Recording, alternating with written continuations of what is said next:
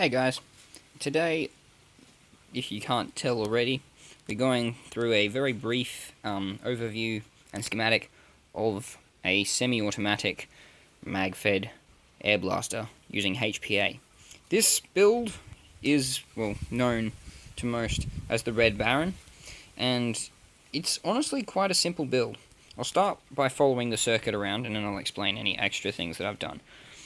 So, for this particular build, it is a Raven shell with a long shot stock integrated onto it, and a recon barrel and long shot front gun under barrel, all integrated to make the shell. That is the other side of the shell there.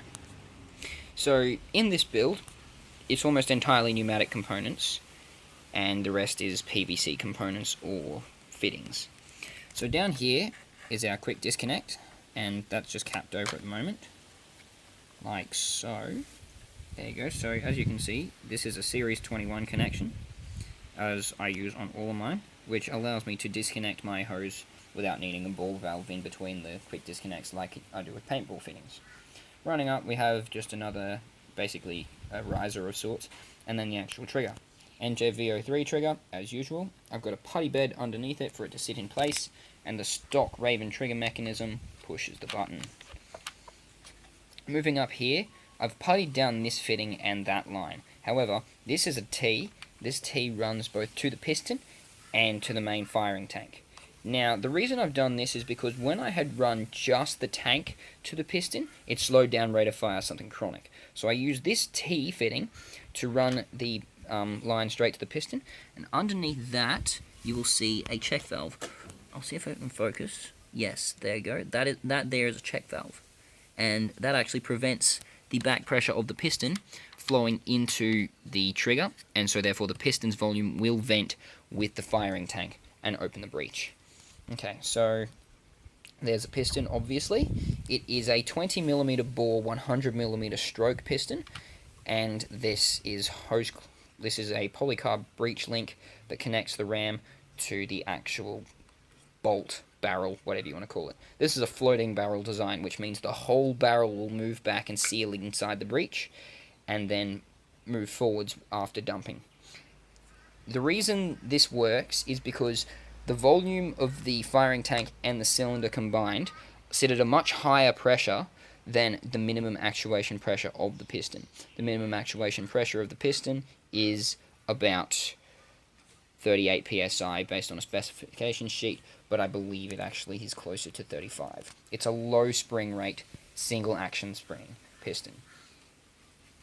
Okay, so this line up here is the piston to tank line, and this runs to underneath the shell here, where it actually connects up to the firing tank. This firing tank is a galvanized steel tank. It consists of a 1/2 inch to 3/4 male to male nipple, a 3/4 female T, another 3/4 to 3/4 male to male nipple, and a female 3/4 cap. This is a 1/2 inch QEV. Now, this back here has actually been a 1/2 inch to 6mm push fit thread that's been epoxied on, because even with thread sealant, this original thread just kept leaking. So, because it was an internal thing and I wanted it to stay, I kept it there. This here is a 1/2 inch to 3/4 male to male nipple, and the inside of it is 20mm conduit. These two conduit clips here are quite useful in that they actually help the breech alignment. They actually push against the top of the shell and help prevent the conduit from bending at either side of the breech. It's structural support. The putty on either side is actually used as a form of bedding, and it helps align the breech central to the mag. So I'll have a mag.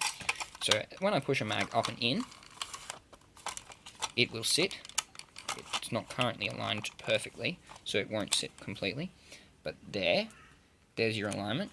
And basically, when the air comes in, flows through the trigger, up, splits, piston, firing tank, both fill at the same time.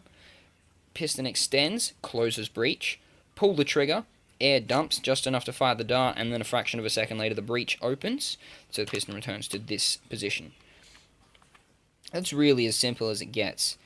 Underneath here, this here is a 3-way 2-position ball valve, actually, and what I use it as is a safety. This was not my idea, but I cannot credit the original guy because he doesn't want to be credited. I'm just telling him that it's not my idea, and I still appreciate his input.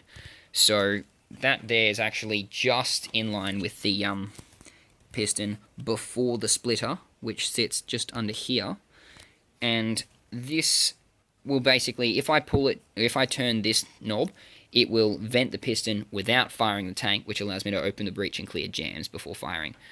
Otherwise, that's really all there is to this this build, and so I will thank you for watching. I hope you learned something today. For those curious, real quick, this is clear tubing, I believe it's PETG, and there is a length of it here, and this is actually to help create interface with the conduit. I tried using brass for this section, but because it's so tight to work with, if it wasn't aligned, it would just chew the actual brass, and this bolt section just stuffed up completely. So what I've done is I've actually created bored out the end here in such a way that I've actually fitted and glued brass inside there so that it seals, and it will actually allow me to still have the performance of a brass barrel while having the reliability of a PVC breech. So that's the extra stuff, and then my plates up here and here are just HDPE cutting board plates that I've cut down and shaped to fit the tactical rail. So that's actually more than what I could have thought of before. Thank you for watching, and I hope you learned something.